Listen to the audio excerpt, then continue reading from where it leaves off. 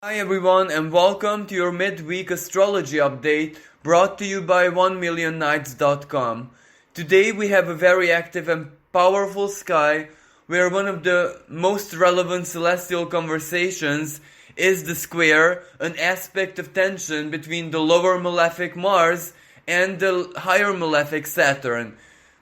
Now, these two planetary symbolisms are extremely powerful right now because both of these planets speak from their home signs where they're extremely powerful, Mars from Aries and Saturn from Capricorn.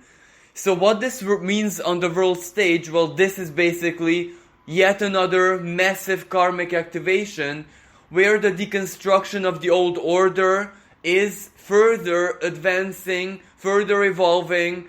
Basically, it is completing itself, it is finishing, so that by the end of the autumn, we can start rebuilding, we can start actually not just seeing the light at the end of the tunnel, but actually using it in a very practical way in order to better all our lives, and of course to turn all the massive turmoil, the conflicts, the pain and suffering that entered our world in 2020.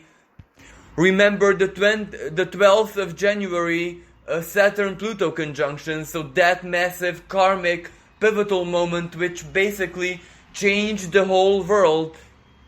That is what it's finishing, completing. The deconstruction process is pulling all the secrets, all the flaws, all the weaknesses, as in everything that needs to change to the surface, so that it can just fall together, and from the ashes, from the rubble, from the bricks, we can all together as in a collective start rebuilding our world, our lives, our new normality. So basically this means that the protests, the uprisings, the inner political battles, the economic problems are reaching an all-time high, and we can see this playing out on a world stage much more intensely. But of course, this will get a little bit better in the following weeks, and the intensity will resume in a slightly different way as Mars goes retrograde, and the square that it holds in the present moment with Saturn is gonna resume. It's gonna perfect itself once again, but in a different way, where it is Mars which is going to be in retrograde and Saturn going direct. And even though that energy can be a little bit more violent, because at that stage Mars is going to go retrograde, so its symbolism is inward. It is not able to bring forward its highest qualities, as in its quickness, its singular focus, the singularity of its will, as in lashing out, very spontaneous and instant action, courage, ambition, momentum, because when it's retrograde, especially in its home sign, well, Mars is forced to be diligent, to wait, and to contain itself. But it's extremely hard to contain itself because it is so very powerful and so very, symbolically speaking, of course, angry, because it is being aggressed by Saturn, Pluto, and Jupiter. So, that is why this Mars retrograde period is going to be extremely frustrating, regardless of how we look at it. But of course, that frustration, that inner anger is going to burst out, and when it does so, that is going to be a very important moment, which on one hand offers the total deconstruction. That is where we can finally admit to ourselves that there is no way going back to the old normality. It's not even a hope or dream anymore. It is totally over, without any chance of being resurrected whatsoever. And then all that is left is for us to use the energy of Mars retrograde in order not just to fight, not just to protect our greatest principles, but also use it as work, as sacrifice, as raw power and ambition to start rebuilding with patience, diligence, and of course, precision. Precision is a must here. But, right now, we also have very harmonious celestial conversation which can actually set up all the plans, all the ideas, all the new inventions or new tactics which are going to help us rebuild in the relatively close future. And this is where Mercury and the Sun freshly entered into the sign of Virgo, a very practical, cerebral, problem-solving and service to others sign, greatly empowered by the presence, of the Sun and Mercury. And Mercury is not only its ruling planet, but it also is its exaltation sign. And the Sun illuminates everything and puts the emphasis on Virgo. So that represents a massive blessing of our problem-solving skills, the ingenuity, practicality, mastery of our minds. And Mercury receives a beautiful trine from Uranus, and the Sun is going to do the same thing later on in the week, and that is a really, really fortunate energy, because on one hand, Uranus is our highest cerebral activities, so it is an infusion of superior intelligence, ingenuity, visionary predictions, anticipating, calculating, and basically simulating the future mentally, making plans, going to the drawing board, seeing what works and what doesn't. And these two energies are very harmonious together because Taurus is our value systems, so it knows what stability and a long-term groundedness and utility means, while Virgo has all the skills and talents and, the intelligence necessary to come up with the best ideas. So yes, even though that Saturn and Mars square are filling our present moment with a lot of tension and stress, but at the same time there is that beautiful and harmonious trine Uranus-Mercury, as I said, Mercury in exaltation, so that is bound to create the most ingenious and effective, palpably effective plans, solutions, or ideas on how to overcome the situation. So we are entering a period of brainstorming where this brainstorming almost comes as an epiphany. Chances are we don't even have to do that much to tap into it because it is a free blessing. It just comes on its own. So a lot of epiphanies means that a lot of minds can work together, and that always represents solutions, some quite miraculous and effective. This also blesses our work, our communication, our practical alliances with each other. Practical meaning as in job-wise, or joining forces together to solve a problem. Alliances basically out of necessity. This also blesses the circulation of information, travel of documents, learning, of course. During this time, you're actually blessed by the heavens. If we want to learn something, and this desire is very strong, chances are our minds can just turn into a sponge and absorb all the different information, or basically we can even learn by watching others how they do something, how they create or solve something, and we can simply integrate it within ourselves. And even though that doesn't mean that we're masters or very highly experienced professionals immediately, but it can still offer us the basics on how to rely on the self and not burden other people, for example, or simply to do much more personally. But let's get back to Saturn and Mars square, because, it's very obvious what it means on the world stage. The protests, uprisings, the violence, the political conflicts and the inner political battles, even authorities and centralized power feeling a little bit lost and where the situation is totally out of hand. But for the individual, like Saturn in its domicile of Capricorn, can represent our greatest obstacles and limitations, that which we struggle so very hard to overcome. Naturally, for most people, especially under the present moment circumstances, it is money, it is career, it is job, livelihood, everything that has to do with our material and physical well-beings. including health, including our psychological well-being as well. Because Mars is in its home sign of Aries, where it rules the head, it rules our instincts, it rules our primordiality. So we are all a bit on the edge right now. We're all a bit sensitive to provocations, to criticism. And when everyone says, no, it's not possible, no, I can't, no, not now.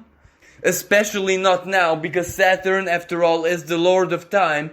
So when it's in its home sign of Capricorn, it demands time, effort, sacrifices. But sometimes its demands are almost absurdity. They might not be really reasonable, especially that, Capricorn and Saturn in it is the symbolism of centralized power, our leaders, our governing structures. So the limitations might come from there. But of course, for other people, it can represent inner limitations where their own principles or beliefs or their physical conditions represent the greatest obstacles for them. Now, for example, for those who have Capricorn in the 12th house, it can simply be their unconscious minds where the deeply rooted traumas and, all the psychological blockages might be their worst enemies. But either way, this is where Mars in Aries represents our will, the sovereignty of our beings. And we are more than ready to have moments of confrontation with everything that represents obstacles and blockages and limitations in our lives. May that be internal, as in, moments of total honesty with ourselves, where Mars gives us the blessing of courage to stare our inner limitations, maybe the ego, maybe our self-victimization tendencies into the eye and somehow try to put a stop to them. But, for other people, it can be their superiors, their bosses, their managers, other people. So this is where limitations can mean absolutely everything, but this is where we finally make a stand and try to overcome them. Now, for some people, this can represent a period of maximum ambition, courage, where they just simply feel that they are gonna do everything in their power to achieve freedom, to achieve breakthrough. But for other people, this can be quite a melancholic energy because, from out of these two planets, Saturn is stronger. So some of these obstacles might really feel, or they may seem that it's impossible to overcome them, or that nothing ever is gonna change no matter how fate plays out. And for these individuals whose limitations are way stronger than their willpower, this can be quite a really down period when just everything falls apart, everything turns, dark, pessimistic, melancholic. So, this can be for some people a very, very heavy period. But the good news is Pluto is there also. And Pluto represents power. And Pluto is also the superior octave, the superior expression of Mars. So if we truly reclaim our power, or if we truly embody that which is our source of power, even if there's nothing palpable in our lives, because, in modern days, everyone's source of power is basically money and finances, and a lot of us don't possess that in the present moment, but that's absolutely fine, because Pluto is the celestial alchemist, so it can be simply the will that we possess, our personal magnetism, which we can use to basically change the course of fate, or to rearrange our unconscious minds and the patterns that are inside of it, because Pluto is also the planet of psychoanalysis, so its symbolism has so much to do with our unconscious, and our unconscious is not only our true power, our most supreme intelligence, which is so very complex that our conscious cannot actually master it, 100%, but that is also where our fates are written to be understood very symbolically or metaphorically. So going in there and trying to change certain configurations or patterns can actually have a very profound physical manifestation where the patterns, the tendencies in our lives just change because our unconscious changes. So the reason I'm saying this, that even if there's absolutely no way that you can overcome your limitations, and by this I mean if rationally you know that there's no chance for you to make it, as in, just for an example, well, people looking for a new job or new career might find it very difficult under these circumstances, and even if they find some offers, well, naturally they're not going to be the most ideal.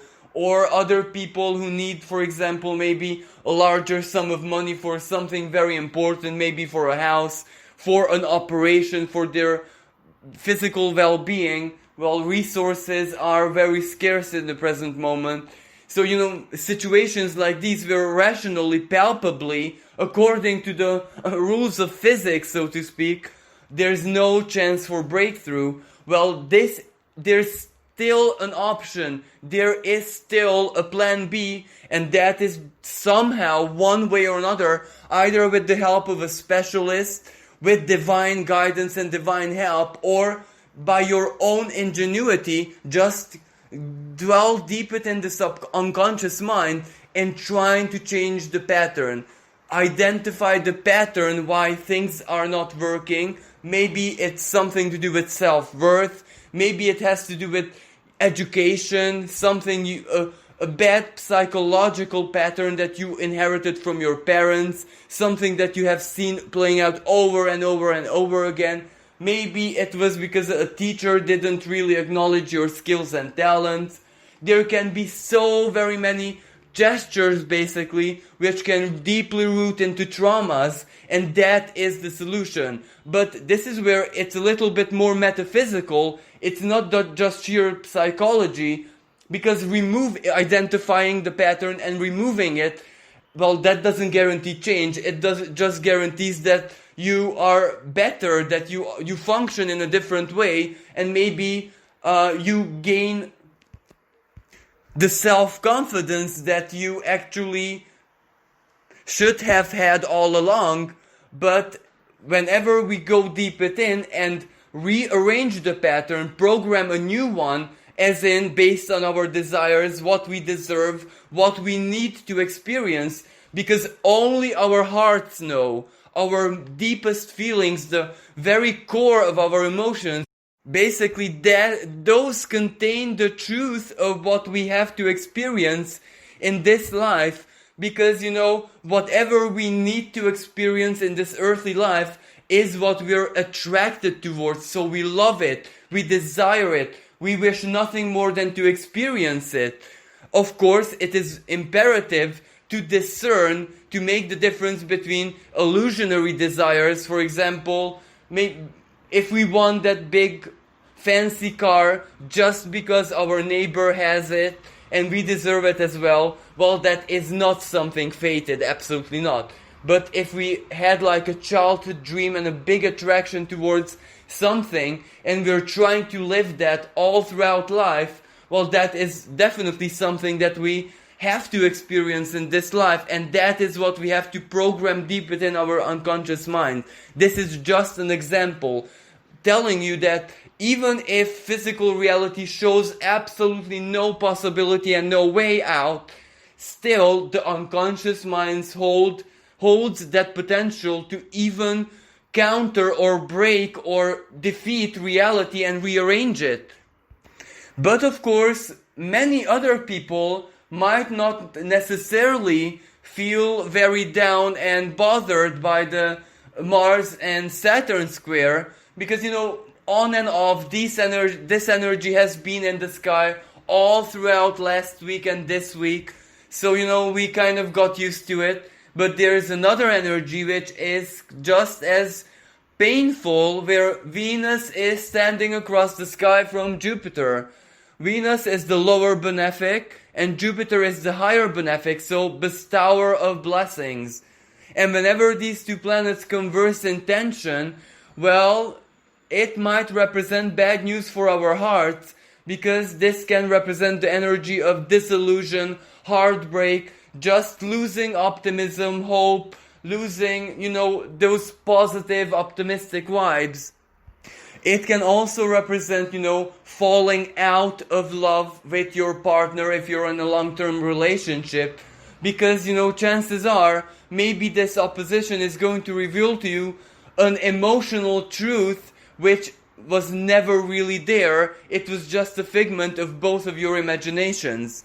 So this aspect can actually lead to divorces, to separations, to rethinking, replanning all the relationship and emotional alliance, especially later on when Venus is going to start opposing Pluto. Now that can be a massive power battle in a relationship or in an alliance within a family. But of course there is also a positive side to this energy, because it's an opposition, and whenever this is an opposition, well, these two planets have to balance out their symbolisms.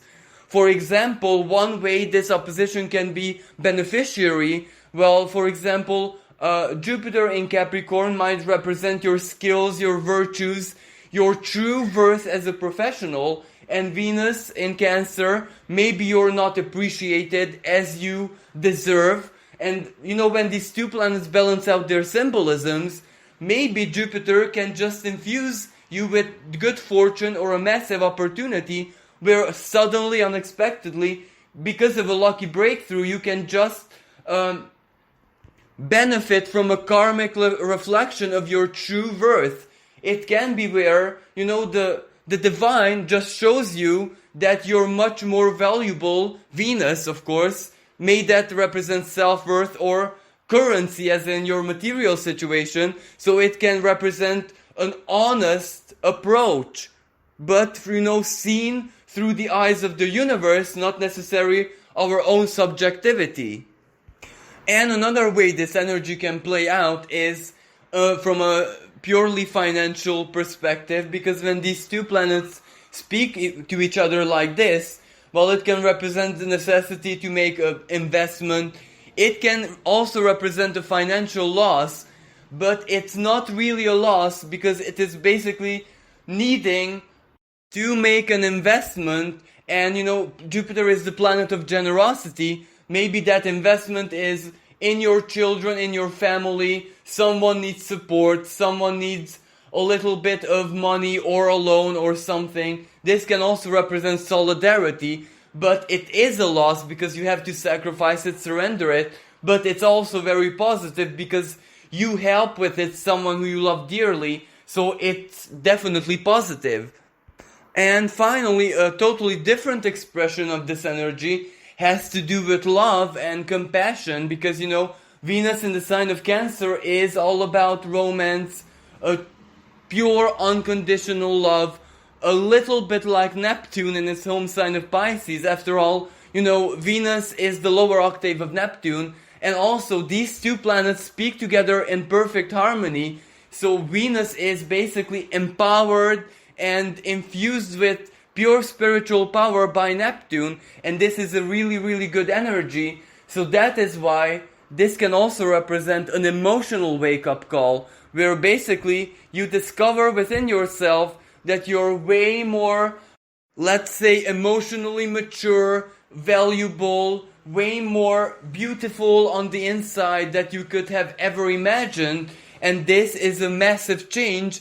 And when it plays out like this, the opposition to Jupiter, Jupiter retrograde, is the symbol of our inner truth, which has to be as subjective as possible. And this energy can basically show you the need to upgrade your inner truth, as in what you believe about yourself, how you see life, and how you see yourself navigating through life, self-worth wise, or your emotional power. So this may show you the need to upgrade all of this a little bit, because if Jupiter is subjective truth anyway, well then not feeling as good about yourself as you should is not really constructive, because Jupiter retrograde gives you this possibility to basically believe what feels comfortable, what feels natural.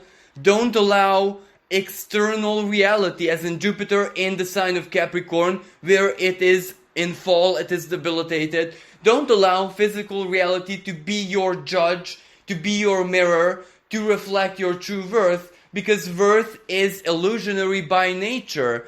So you should feel what you actually honestly feel for yourself in your hearts of hearts. And for most people, that is love, respect, and compassion to the self. So just by feeling this way about yourself, it's actually healthy and not selfish and not narcissistic, so to speak. Maybe only from the perspective of religion, because Jupiter also rules religion.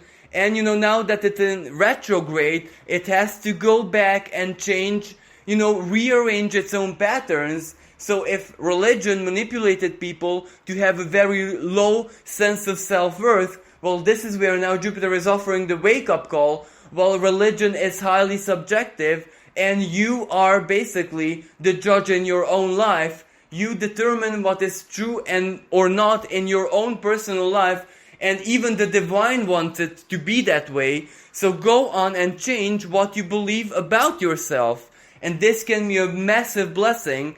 And once again, this just shows to prove that an opposition, as in a rather tensionate aspect, can be sometimes more beneficial than a trine. Because with an opposition, the necessity to change is very, very obvious and very imperative. So it isn't just a blessing, it is also wisdom and something that creates practical life experience. Well, thank you so much for listening. Remember, if you need a personal reading, please log on to 1millionnights.com, where a personal advisor would like nothing more than to offer you a reading and guidance. And also, I would like to wish everyone a blessed week, because as we head towards the end of the week, that is where the trines are coming online, symbolically speaking, and that can be a window of opening where life doesn't have to be as hard as it was for the last couple or maybe all of 2020. So I recommend that all of us just use this opportunity offered to us by the heavens to basically recharge our batteries emotionally, spiritually, and even physically, because we are going to need it by the very middle of the autumn, when things are gonna get really, really heavy, chaotic, and the change is gonna continue very fast paced, and we won't have any time to adapt. We just have to go with the flow by then. Thank you once again. Until next time, bye for now.